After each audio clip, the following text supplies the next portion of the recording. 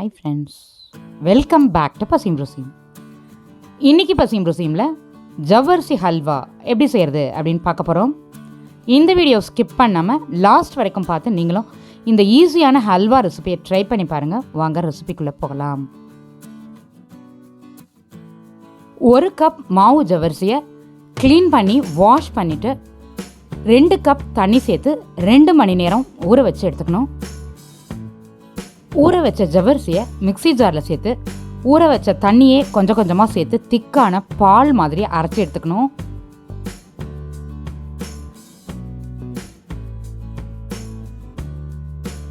கடாயில் 1 ஸ்பூன் நெய் சேர்த்து ஹல்வாவுக்கு தேவையான முந்திரி பருப்பை வறுத்து எடுத்து வச்சுக்கலாம்.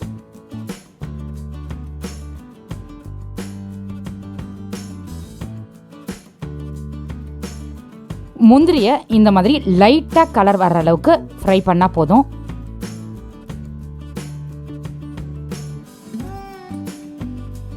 இந்த கடாயிலேயே மீதி இருக்க நெய்யில் நம்ம அரைச்சி வச்சிருக்க ஜவ்வரிசியை சேர்த்துக்கணும்.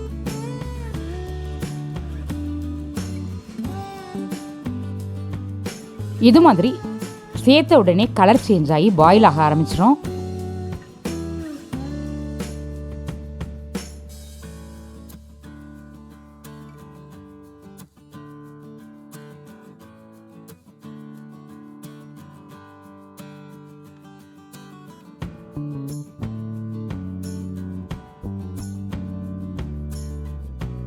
இந்த மாதிரி நல்ல ஒரு ஜெல்லி மாதிரி வெந்து திக்கான பிறகு இது கூட நம்ம கலர் பவுடர் சேர்த்துக்கணும்.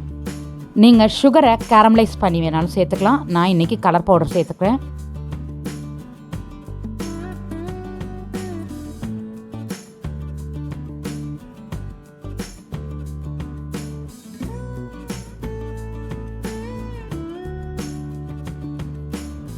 கலர் பவுடர் நல்லா மிக்ஸ் ஆன பிறகு 2.5 கப் சுகர் சேர்த்துக்கலாம்.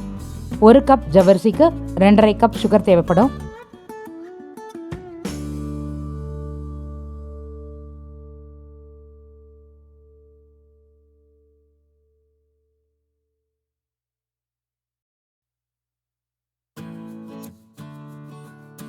இது கூட 1 பிஞ்ச் சால்ட், 1/2 ஸ்பூன் ஏலக்காய் பவுடர் சேர்த்து நம்ம வறுத்து வச்சிருக்க முந்திரி பருப்பையும் சேர்த்து நல்லா மிக்ஸ் பண்ணிக்கலாம்.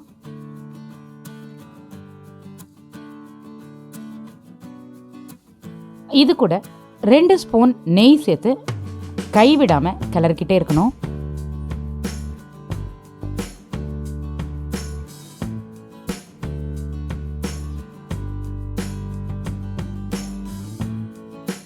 திரும்பவும் இது மாதிரி கொஞ்சம் திக்கான பிறகு 2 ஸ்பூன் நெய் சேர்த்து கைவிடாமல் கிளறிக்கிட்டே இருக்கணும். இது மாதிரி கொஞ்சம் கொஞ்சமாக நெய் சேர்த்து கைவிடாமல் கிளறிக்கிட்டே இருக்கணும். டோட்டலாக 1 கப் ஜவ்வரிசிக்கு 1.5 கப் நெய் தேவைப்படும்.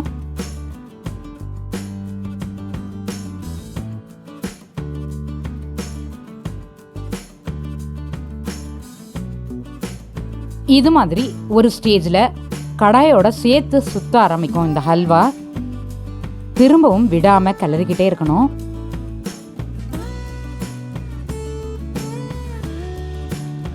இப்போ லாஸ்ட்டாக ஒரு 2 ஸ்பூன் நெய் இருக்குது, அதையும் இது கூட சேர்த்துடலாம்.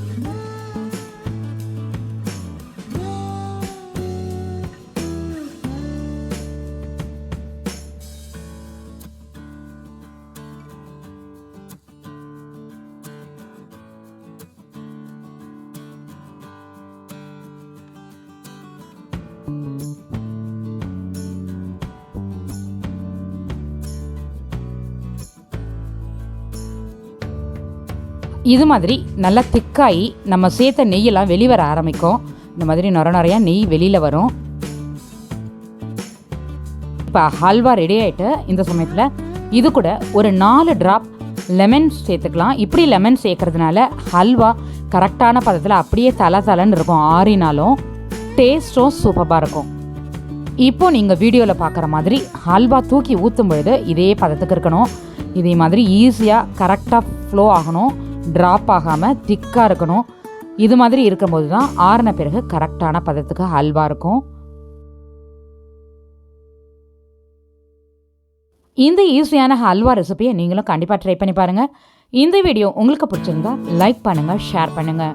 இந்த வீடியோவுக்கு கீழே உங்களுடைய கருத்துக்களை பதிவிட மறந்துடாதீங்க. வணக்கம்.